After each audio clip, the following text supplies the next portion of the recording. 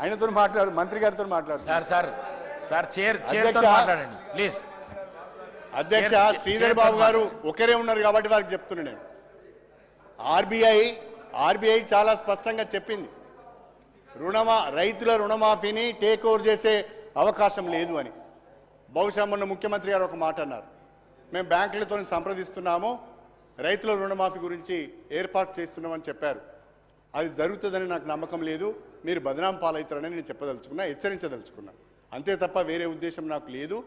త్వరితగతిన రైతులకు ఇచ్చిన హామీ నిలబెట్టుకునే విధంగా, వ్యవసాయాన్ని కాపాడుకునే విధంగా, రైతులకు 2 లక్షల రూపాయల రుణమాఫీని చేయాలని, ఎప్పటిలోగా చేస్తారో, ఎప్పుడు చేస్తారో, ఏ విధంగా చెప్పాలో, ఏ విధంగా చేస్తారో స్పష్టత ఇవ్వాలని మాత్రమే నేను రాష్ట్ర ప్రభుత్వాన్ని కోరుతున్నానని చెప్పి మీ ద్వారా సవినయంగా తెలియజేసుకుంటున్నాను. అదేవిధంగా అధ్యక్ష ఇరిగేషన్కు సంబంధించి, నీటిపారుదల రంగానికి సంబంధించి చాలా మాటలు మాట్లాడుతున్నారు అధ్యక్ష. వాస్తవంగా మొన్న శ్వేతపత్రంలో కానీ, మళ్ళీ రేపేదో శ్వేతపత్రం పెడతామంటున్నారు.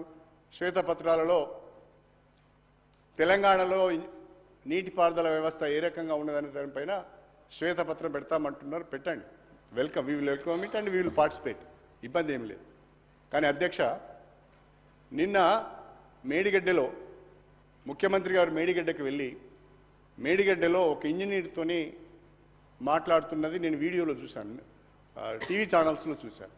ఆ ఇంజనీర్ గారిని ఏమడిగారంటే, ఇప్పటి వరకు మేడిగడ్డ పైన ఎంత ఖర్చు పెట్టారని అడిగారు. సారీ, కాళేశ్వరం పైన ఎంత ఖర్చు పెట్టారని అడిగారు. అంటే వారు 94,000 కోట్లు అని చెప్పారు. ఎంత ఆయకట్టు వచ్చింది అని చెప్పారు. కొత్త ఆయకట్టు ఎంత వచ్చింది అని చెప్పారు. అంటే 98,000 ఎకరాలు అని చెప్పారు. కానీ కొత్త ఆయకట్టుతో పాటు స్థిరీకరించిన ఆయకట్టు గురించి అక్కడ ఇంజనీర్ చెప్పడానికి ప్రయత్నం చేస్తే ఆయనకు చెప్పే అవకాశం ఇవ్వకుండా ఆయనను స్నబ్ చేశారు. ఆయకట్టు కొత్తదే కాదు అధ్యక్ష. ఒక ప్రాజెక్ట్ కింద కొత్త ఆయకట్టు వస్తుంది, స్టెబిలైజేషన్ కూడా వస్తుంది. ఈ రెండు కూడా ప్రతి ప్రాజెక్ట్ కింద ఉంటాయి. అది మర్చిపోయి తప్పుడు సమాచారం ప్రజలకు ఇచ్చే ప్రయత్నం చేశారు. ఇవాళ తెలంగాణ వ్యాప్తంగా కాళేశ్వరం ప్రాజెక్ట్ కింద ఎన్ని రిజర్వాయర్లు వచ్చినాయి అధ్యక్ష? ఎన్ని రిజర్వాయర్లు వచ్చినాయి? ఏ రకంగా స్టోరేజ్ కెపాసిటీని పెంచుకున్నాం, ఏ రకంగా కాలువల నిర్మాణం చేసుకున్నాం, ఏ రకంగా ఇవాళ మెదక్లో అనేక రిజర్వాయర్లు వచ్చాయి, ఏ రకంగా ఇవాళ కరీంనగర్ కానీ, మెదక్ కానీ, వరంగల్ కానీ ఆ కాళేశ్వరం ద్వారా లబ్ధి పొందింది, ఏ రకంగా ఇవాళ కాకతీయ కాలువ నిండుగా కోదాడ హుజూర్ నగర్ దానికి వెళ్ళింది, ఏ రకంగా తుంగతుర్తిలో బ్రహ్మాండమైన పంటలు ఈరోజు పండుతున్నాయి, ఏ రకంగా కోదాడలో ఇవాళ బ్రహ్మాండంగా పంటలు పండుతున్నాయి. ఇవన్నీ కాకతీయ కాలువ ద్వారా నిండుగా వచ్చిన నీళ్ళ ద్వారా కాదా? ఇది మీరు చూడలేదా? ఇవన్నీ జరుగుతున్నాయి కదా. దాన్ని మనము గోరంతను కొండంతలు చేసి ఏదో జరిగిపోయిందని చెప్పి మొత్తము వ్యవహారం అంతా దాని మీదకి డైవర్ట్ చేసి ప్రజలను తప్పుదో పట్టించే ప్రయత్నం చేయడం సరైనది కాదు.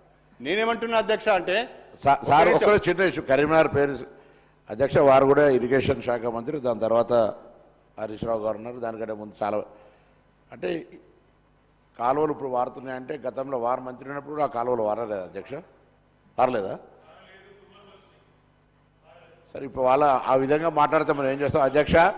చరిత్ర తీయండి, కాలువల తవ్విన కాలం నుంచి చరిత్ర తీయండి. వరద కాలువ తీసిరు, శ్రీరామ్ సాగర్ ఎవరు కట్టిరు, ఎల్లంపల్లి ఎవరు కట్టిరు, లోయర్ మానేరు ఎవరు కట్టిరు, ఆ 9వ ప్యాకేజ్ అప్పర్ మానేరే పూర్తి చేయనటువంటి శాసనసభ్యుడు సిరిసిల్ల 10 ఏళ్ళు యువరాజు ఆయన మాట్లాడితే ఎట్లా అధ్యక్ష? అందుకే ఇవాళ గోదావరి పరివాహక ప్రాంత బిడ్డగా అరే మీరు ఇలా నాకు హుస్నాబాద్ నియోజకవర్గంలో గౌరవేలి ప్రాజెక్టు కడితే దానికి డిస్ట్రిబ్యూషన్ సిస్టమే లేదు అధ్యక్ష. 80% పూర్తి అయిన ప్రాజెక్టును మీరు వచ్చి 2014లో గౌరవ కేసీఆర్ గారు నేను కుర్చేసుకొని కడతా అన్న ప్రాజెక్టు కూడా పూర్తి కాకపోతే కుర్చేసుకొని కడతా అన్న ప్రాజెక్టు కూడా హుస్నాబాద్ బిడ్డగా ఇలా హుస్నాబాద్ లా కుర్చేసుకున్న ప్రాజెక్టు పూర్తి కాలే. దానికి ఏం చేయాలి చెప్తారు? గోదావరి పరివాహక ప్రాంతంలో టీఆర్ఎస్ పార్టీ అధికారంలోకి రాకముందు కూడా 80% ఇరిగేషన్ తోటి ఆనాడు వరి ఉత్పత్తిలో ఈస్ట్ గోదావరి వెస్ట్ గోదావరి తోటి పోటీ ఉన్నటువంటి జిల్లా నాది అలా ఆ జిల్లాను అవమానపరిచి ఇరిగేషన్ లేదు మీ మీద వచ్చామని చెప్తే పొరపాటు అధ్యక్ష సభను తప్పుదోవ